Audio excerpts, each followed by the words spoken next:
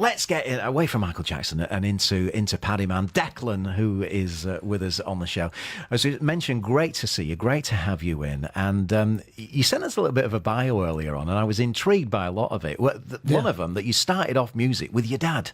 Yeah, I did, yeah. I was 15 years old in Ireland, in Monasterevin in Kildare, where I grew up. And my father and I started playing when I was about 15. Yeah. He bought me a guitar. I got some basic lessons off a fella who I only found out later didn't really know how to play the guitar. But anyway, I kept beating away. My dad was a singer, still is a bit of a singer, and he plays the accordion. Yeah. And so one night, after about 6 or 8 months of me playing the guitar, we had been playing together by the fire at home and stuff. Mm-hmm. And he comes home and he says, "Do you know what? We've got a gig. We're in. Yeah, so 2 weeks, the local band in the local pub had pulled out.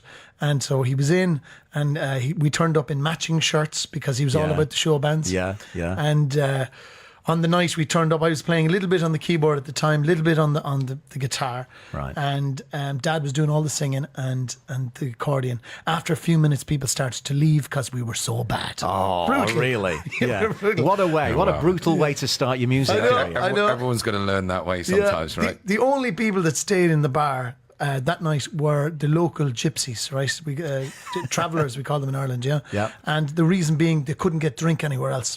Right. And when we started repeating songs in our second set, there was one big fella, I'll never forget him, big red hair on him, and he stands up and he says, "Even though I know I can't get a drink in any other place in this town, I'd rather leave than put up with this. You're the worst band I ever heard in my life." Oh, no.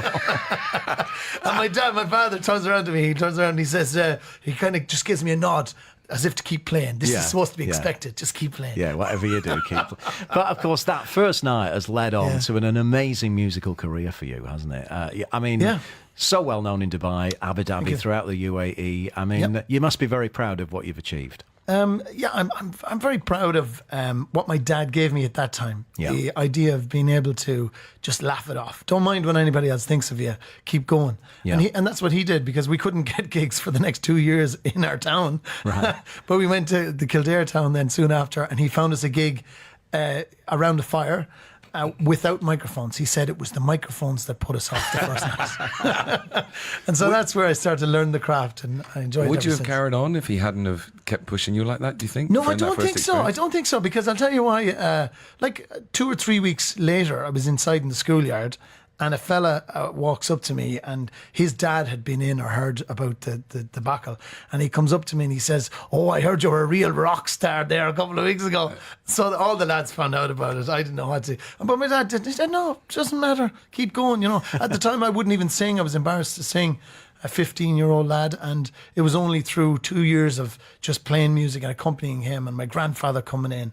And eventually a lady said to me one night, "What about the young fella? Does he sing a song?" Yeah. And she kept asking me, and eventually one night I said, I'll give a go at something. And I sang "Sonny Don't Go Away," a song that was big at the time by Mary Black. And it just kept going. Every time I came in after that, then she looked around at everybody at the bar. It was a rough bar. And she used to say to everybody, "If anybody talks during this, I'll give you a punch in the gob." So sometimes you need the encouragement, you know? But talk to us about your journey to Dubai and how that came about, and how you decided to get into the music scene in Dubai, because it's not only music, comedy as well. You're well known for the comedy aspect of your music. Yeah, I love comedy. I probably started playing music outside of just the accompaniment for the fun value. I used to love funny songs when I was growing up as well. Right. My journey started outside of Ireland. I left when I was 21, went to Canada, was working over there with the drinks company. Met my wife Debbie, who came over here to Dubai with me after. We did 7 years there. Came here working for another drinks company here, and I was working with them and in that industry for 6 years. But the first week that I arrived, which would be 14 years ago now, I went into Fibber McGee's. Right. And I was with a bunch of lads, started singing some songs. We had a great night. And the next night, I got a call from Mark, the owner, who said, "How'd you like to do that every Thursday?" So I've been in Fibber McGee's now for the last 14 years. 14 years, For 14 years, fair probably, play. yeah. Fair So play. you're part of the... by accident. Almost. Yeah, we were out playing football before I went in, like, so. Yeah, it was great, and they've been great. So then that kind of set my tone in music, and then after 6 years doing the other stuff, I I had an MBA coming over. I was doing the corporate ladder thing. I was doing really well. Okay. Ran a company here for a couple of years. And then I just decided to change track. I really wanted to enjoy everything. I was enjoying music so much, and I was getting a lot of calls to do more music. So I decided to work more on the Paddyman, set up the Paddyman brand, which was originally, as you mentioned, comedy.